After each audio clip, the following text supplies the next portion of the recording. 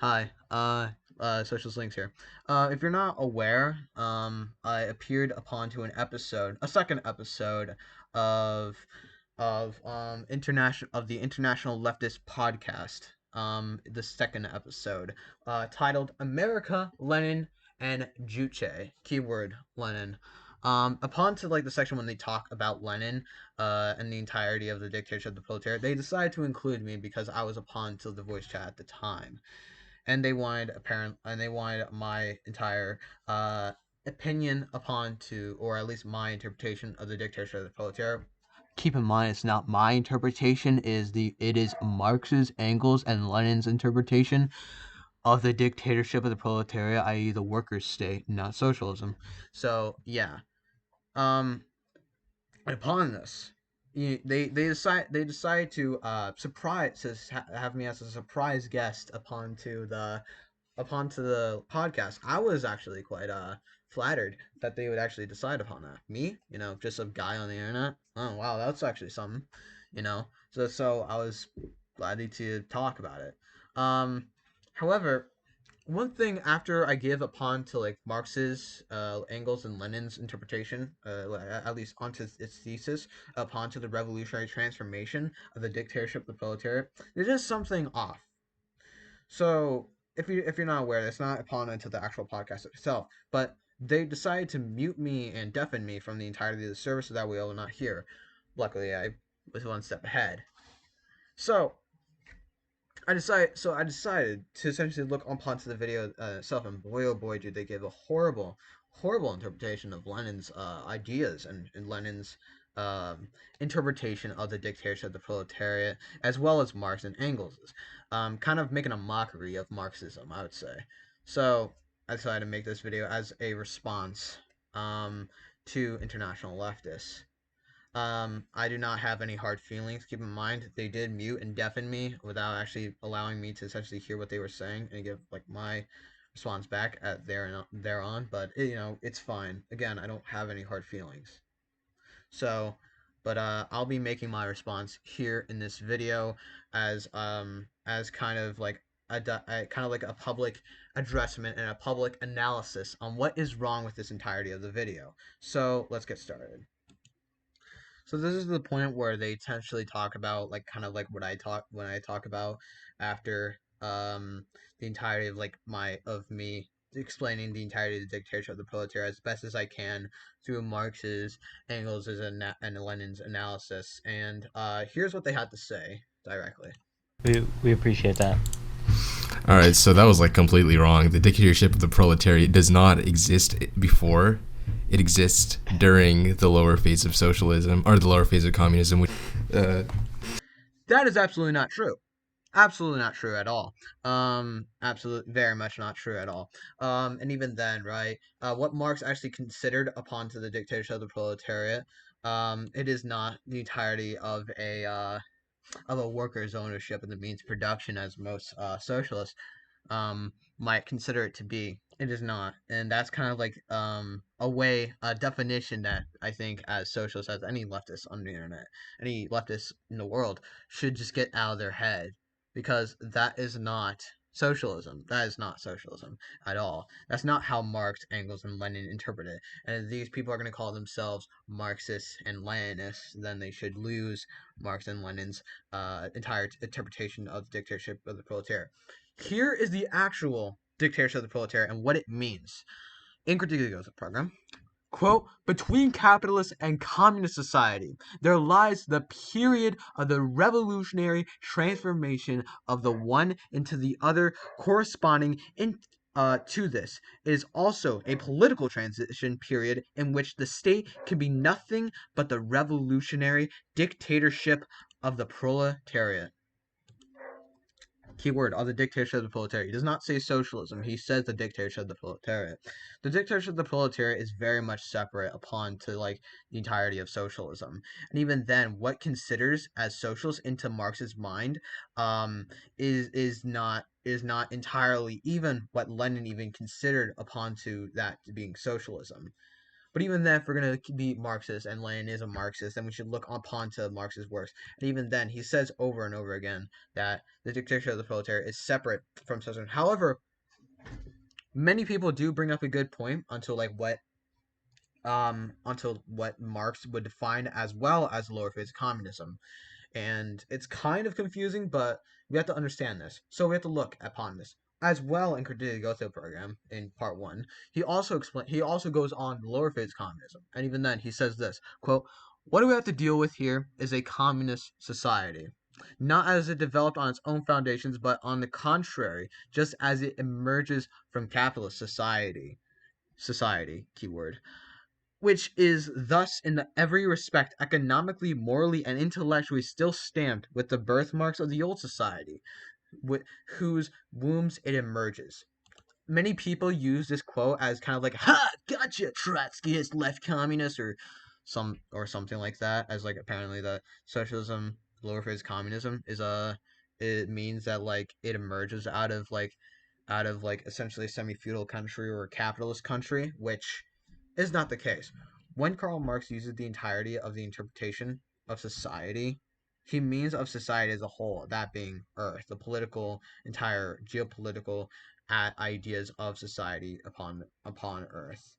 Um, so what he means onto the communist society, that being the lower phase of communism, it still has to deal with upon it emerges out of the capitalist society. That being, it still is stamped with the birthmarks of the old society. That being the bourgeois law of the mode of distribution, which they do go into with a quote from Lenin very soon. But yeah, but even then, right? A mode of distribution of a bourgeois law of mode of distribution does not mean that is essentially capitalist or as a capitalist mode of production, nor does it mean that entirely you can have socialism in one country or that socialism is a workers' ownership of the means of production and distribution. Um, no, it is really a moneyless, classless, stateless society. And even then, I'll go on to explain on what I mean by the stateless society as they mean upon this. But anyways, to continue upon to the actual thing, this is what they also say. So let's see. Here's a quote from State and Revolution. It's a paragraph. In its phase or first stage, communism cannot as yet be fully mature economically and entirely free from traditions or vestiges of capitalism. Hence the interesting phenomenon that communism in its first phase retains narrow horizon of bourgeois law. Of course, bourgeois law in regard to the distribution of consumer goods inevitably presupposes the existence of the bourgeois state, for law is nothing without an apparatus capable or of enforcing the observance of the rules of law. So what we can understand from here, extrapolate from here, is that a sort of class oppression exists that is remnant of the bourgeois law in the lower phase of communism, which we can interpret as the dictatorship of the proletariat, even when he doesn't explicitly say that lower phase is, or Lenin doesn't specifically say that lower phase is dictatorship of the proletariat. We can assume that it is. And what explanation you just heard from Lynx is. So there's very much a lot to uncover here.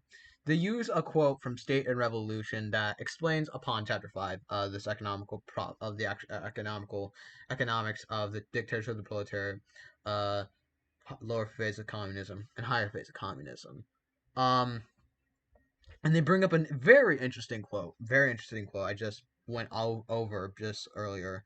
Um, is that when Lenin brings up upon to the bourgeois law, that being the mode of distribution, correct? He brings it up as a way to essentially that yes, there still exists a remnants of bourgeois law, of a bourgeois mode of distribution, because the lower phase of communism just emerged out of the capitalist society, that being society as a whole, because capitalism is international, economics entirely is international, and because of that, since it just emerged upon it, it has to evolve its entire material conditions so that way it can bring upon to a higher phase of communist society. to communism, as Lenin would say it, as that being the entire of a to each according to their labor by which the material conditions of their society is to become. Instead of actually having a society from each according to their ability to each according to their needs, it has to evolve itself so that way people essentially still have to contribute into and many labor and and have to like essentially have distribution based upon to the labor that based on upon to the labor that they have, so that way they can emerge out of it. But this still means that entirely of the dictatorship of the proletariat and the lower phase of communism is still separate. And even then, if you're not are convinced upon like what Lenin says here, I'll even bring up another quote from Lenin into a speech to Russian workers.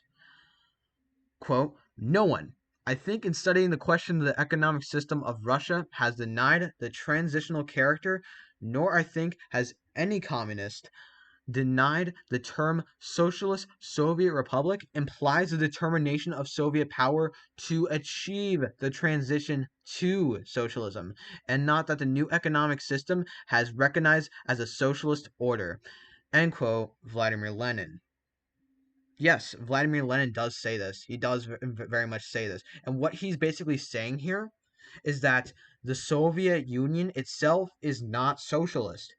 It has the desire to one day become socialist. Even a part of the NEP, he still says that it is not socialist. It has the desire to one day achieve socialism, to one day bring about socialism, to one day bring about a moneyless, classless, stateless society by which to each by which to each according to their labor, by which the material conditions of their society is to become. That's what he means by this. This is what he means by this. And even then I can bring up as well of another quote as well. Um, Quote, "Socialism means the abolition of classes. The dictatorship of the proletariat has done all it could to abolish classes, but classes cannot be abolished in one stroke, and classes will still remain and will remain in the era of the dictatorship of the proletariat. The dictatorship will become unnecessary when classes disappear."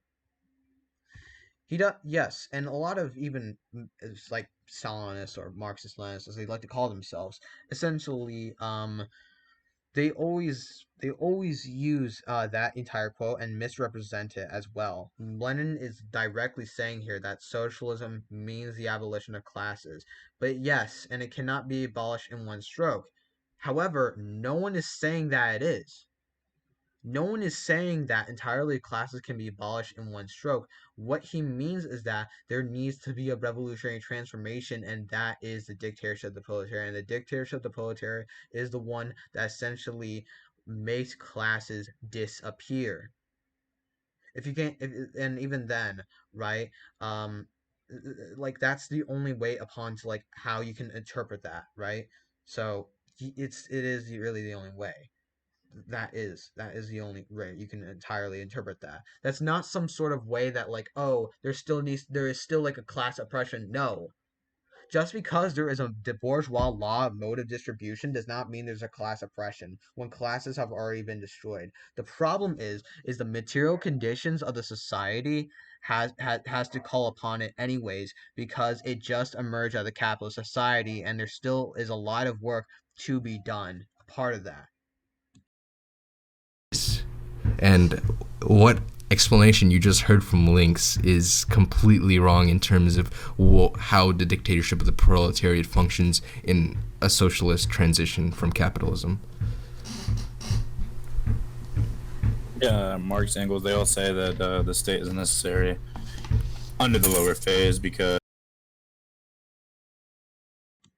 Do they though? I mean, I'm pretty sure they don't. I'm very sure that they don't. I'm very sure that they don't say that the state is entirely necessary. And even then, this is a very good argument I even hear from Stalinists, is that when Lenin essentially says that the state withers away under the lower phase of communism, he does say this. However, keep in mind, what he also goes on to say that the state is a useless organ, that the state is entirely of a useless organ that is no longer used by the proletariat. Thus, the entirety of the state is not really of a tool even being used, and it just withers away. It just withers away. It decays entirely. Um, Thus it is still a stateless society, even upon to the actual interpretations, because it is a useless organ. However, the worker state is still needed so that way it can compete against the world market. That's what Lenin says over and over again when he means by the dictatorship of the proletariat and state and revolution. That's what he always means. And even then onto the economic eras of the dictatorship of the proletariat. I'll even bring up onto another quote. Hold on. Okay. Quote, "The completion of a socialist revolution within national limits is foolish." Vladimir Lenin. He says this in the 11th Congress.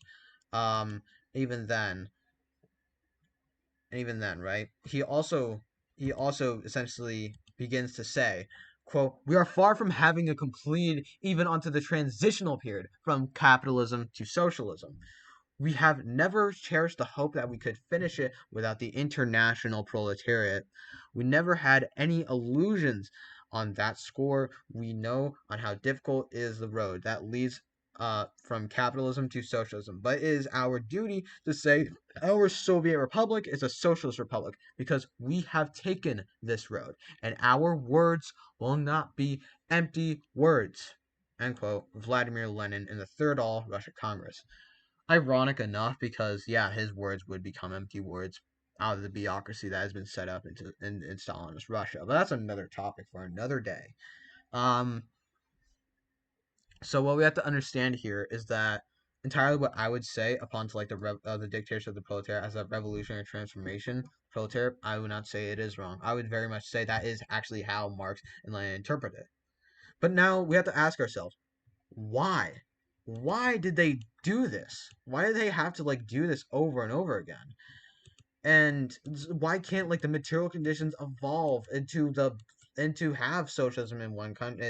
And this is very much clear. And this is even like answered by Frederick Engels in Principles of Communism. Quote, "Will it be possible for this revolution to take place in one country alone? No. By creating the world market, big industry has already brought upon to the peoples of earth into such close relation within one another that none is independent from what happens to the others. It follows that the communist revolution will not merely be a national phenomenon, but must take place simultaneously in all civilized countries. It is a universal revolution and will accordingly have a universal range." What he means here, what Frederick Engels means here, is that the world market, that being the free market, capitalism, capital, all of the entire of private production, private economy, has reached its grip all over the entirety of the world and has already reached its grip. The world market is international to the point whatever economic system you have in one country drastically affects the entire world. You cannot have an economic system in one country because economics itself is international and is never national. It is always upon to the geopolitical structure. It is always upon to the international political structure, and it is further upon of an international revolution that has all universal range. This this is what they mean upon this. So even then, when we actually look upon to our material conditions of modern day society, there is still a market, there is still international capital, there is still imperialism, and there's still entirely of a range of an oppressed class all over the entire world. You cannot have socialism in one country. You cannot. The entirety of the economic system and the entirety of the material conditions of our society makes it impossible. You cannot. And the entirety of the idea that you could is absolutely idealistic and doesn't actually look upon to the material conditions of our society. This, ironically enough, despite how much they use that argument, it's very ironic, and it just shows that no, it's the exact opposite of what they say. So Anyways, to continue on upon their entire idea onto their ideas of the dictatorship of the proletariat. Moving on. Because the state is going to naturally wither away over time. It's not going to disappear overnight. You can't get to a classless, stateless, moneyless society in one night. It's going to take time. My man. I just said, and even then, and I don't think any left communists, any Trotskyists, any neo-Trotskyists, any Marxists, any Marxist humanists, and anyone that agrees that socialism is a moneyless, classless, stateless society to each according to the labor by which the material conditions of their society has claimed in any way, shape, or form that socialism can be established overnight. No one has claimed that. And even then, if there's people that have claimed that, then I would denounce them. And I would very much denounce their entire thinking. Because that's not what I'm saying at all. That is why the dictatorship of the proletariat even exists entirely. You cannot have socialism entirely without upon to the actual structures of the entire systems. For there to only be socialism is when all state and all powers is essentially abolished. Marx even specifies this in Civil War in France, quote, "There is nothing socialist in them except their tendency." End quote, Karl Marx. He is talking about the Paris Commune, and he is talking about the entirety of the structures of the Paris Commune, how it is structured upon to local governance, on how it is structured upon to a workers' state, upon to to a workers taking control upon to the state apparatus, but not centralizing it into a form where to the point where it can have entirely of a democratic control and didn't have universal suffrage, because yeah, women were not allowed to vote in the Paris Commune. That's just a fact. So, what we have to understand here, right, is that what Marx means by this is that socialism, yeah, it cannot be established in one stroke. However, that is why the dictatorship of the proletariat, and that's why the dictatorship of the proletariat exists. And this goes back into my previous point upon to the critique of the Gotha program. Quote, "Between the capitalist and communist society, there lies a period, the revolutionary transformation of one into the other. Corresponding to this is also the political transition period in which the state can be nothing but the revolutionary dictatorship of the proletariat." End quote, Karl Marx in Critique of the Gotha program. This is what he means by this. This is why the dictatorship of the proletariat, that being the worker state, still exists. This is why it exists, and this is why it functions upon to this way.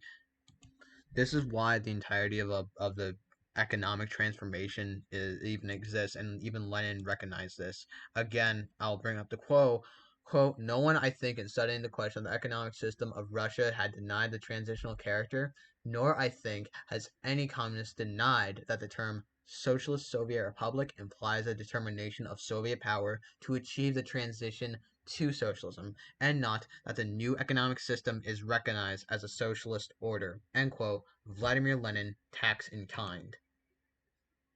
And even then, he still recognizes that the entirety of the state machine even still decays and still essentially withers away, and it has to be smashed to atoms as well in State and Revolution. Quote, "At a certain stage in development of democracy, it first wills together the class that wages a revolutionary struggle against capitalism, the proletariat, and enables it to crush, smash to atoms, wipe off the face of the earth, the bourgeois, even the Republican bourgeois, state machine, the standing army, the police, and the bureaucracy, to substitute them into a more democratic state machine, but a state machine nevertheless, in the shape of armed workers who proceed to form a militia involving the entire population."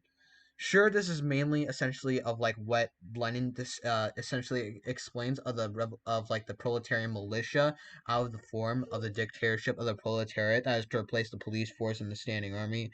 And if you want to essentially know more about it, I even talk about it onto the course that has to be taken in that video. I'll even leave it upon that as well.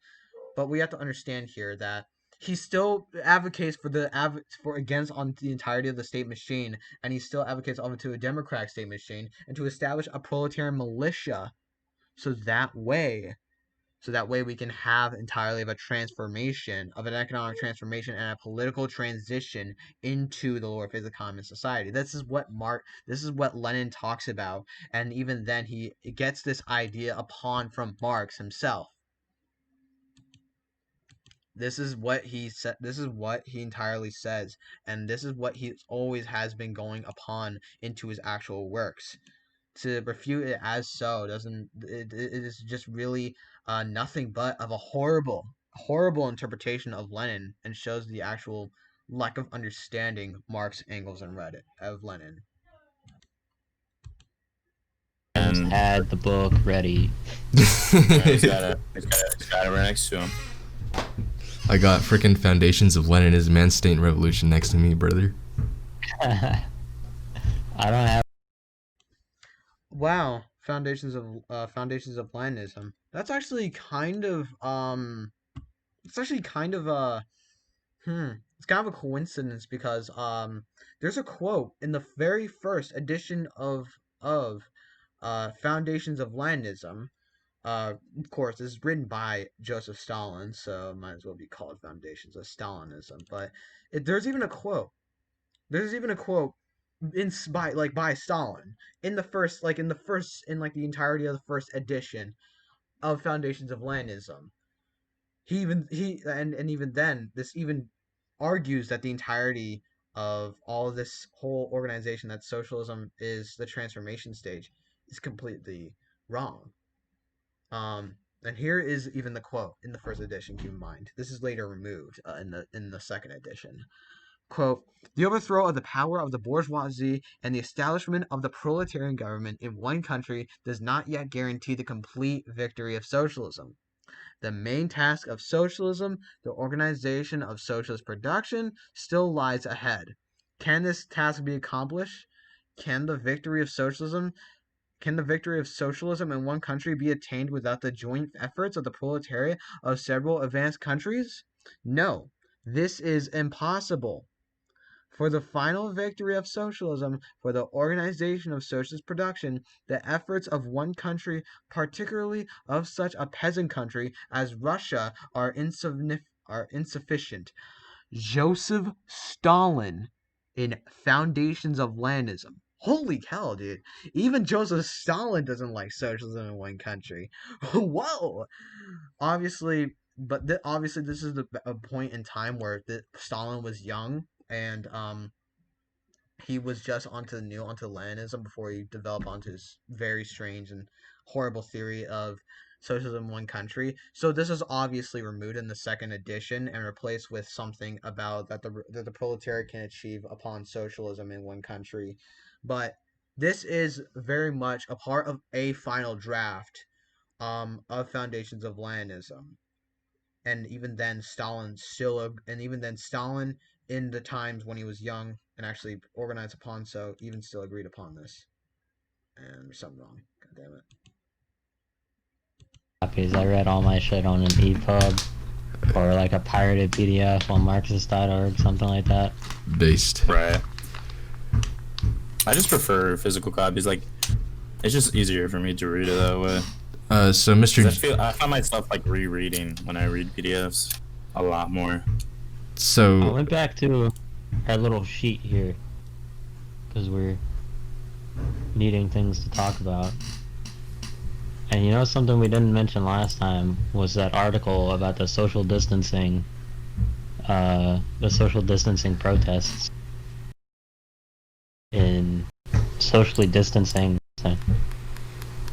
It's crazy.